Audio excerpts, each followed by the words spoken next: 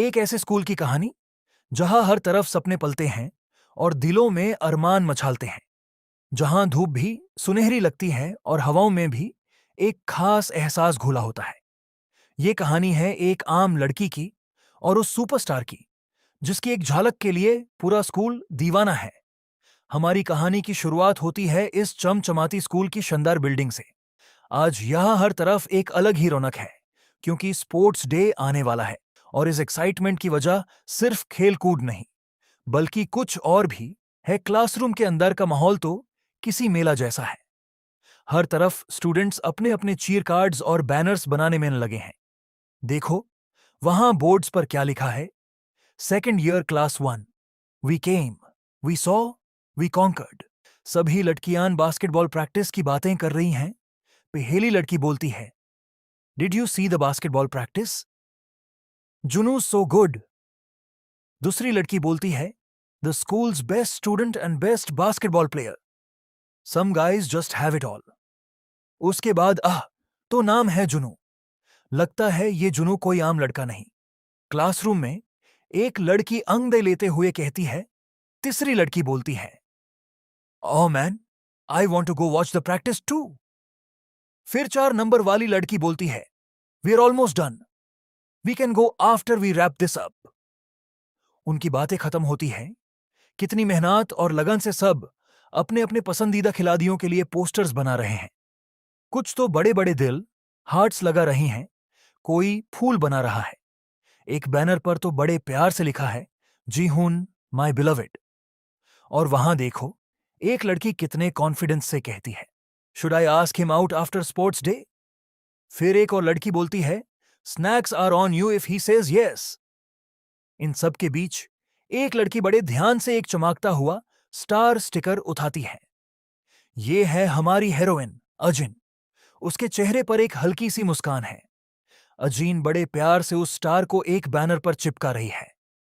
और वो बैनर किसका है पता है? उस पर बड़े अक्षरों में लिखा है, हैंडसम प्रिंस जुनू, प्योर स्कूल का सुपरस्टार जिसके लिए हर लड़की पगल है और जो अजीन का क्लासमेट भी है। अजीन धीरे से सोचती है, स्पोर्ट्स डे, हाँ?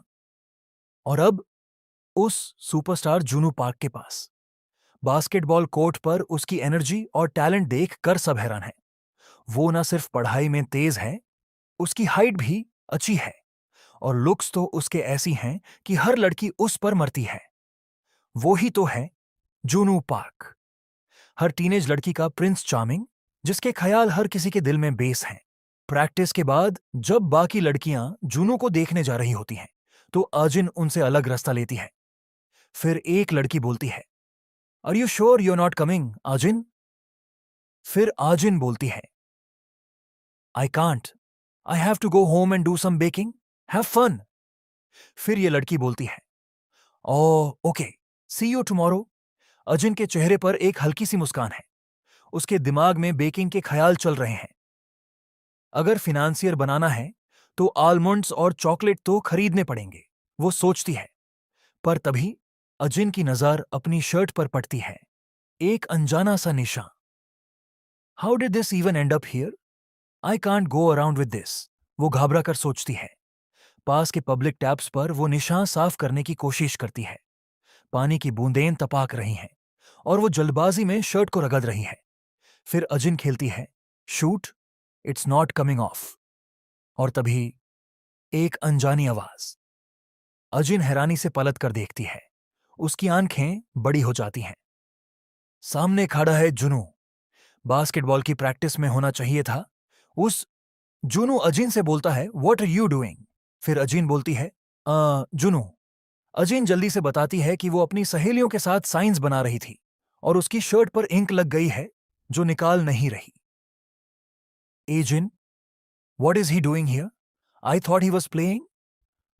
The girls just went to watch you all practice and then I got ink on my shirt and it won't come of.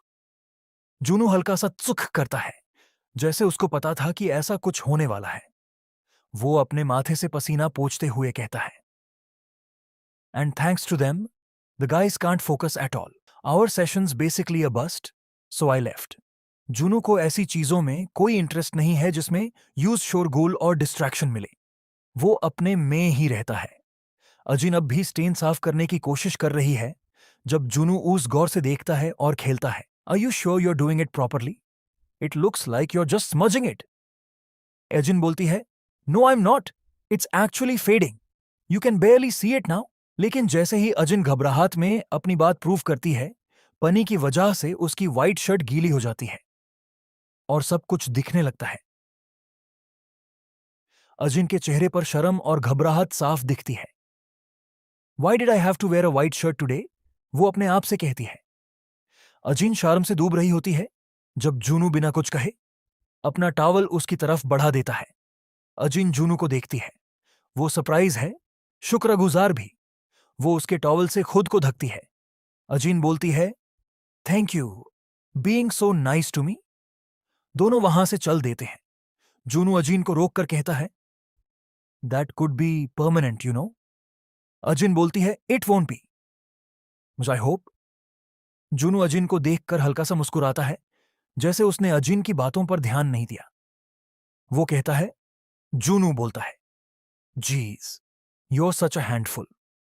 सब जानते हैं कि जूनू को अपने अलावा किसी और में इंटरेस्ट नहीं है, तो फिर क्यों उसने अजीन की मदद की? क्या अजीन की बेकिंग और जूनू की पॉपुलैरिटी के बीच कोई अनजाना सा रिश्ता बनेगा, या ये सिर्फ एक छोटी सी मुलाकात थी? गाइज, नेक्स्ट पार्ट बहुत जल्दी आने वाला है, तो सब्सक्राइब कर लेना और अपना ख्याल रखना। Thank you for watching.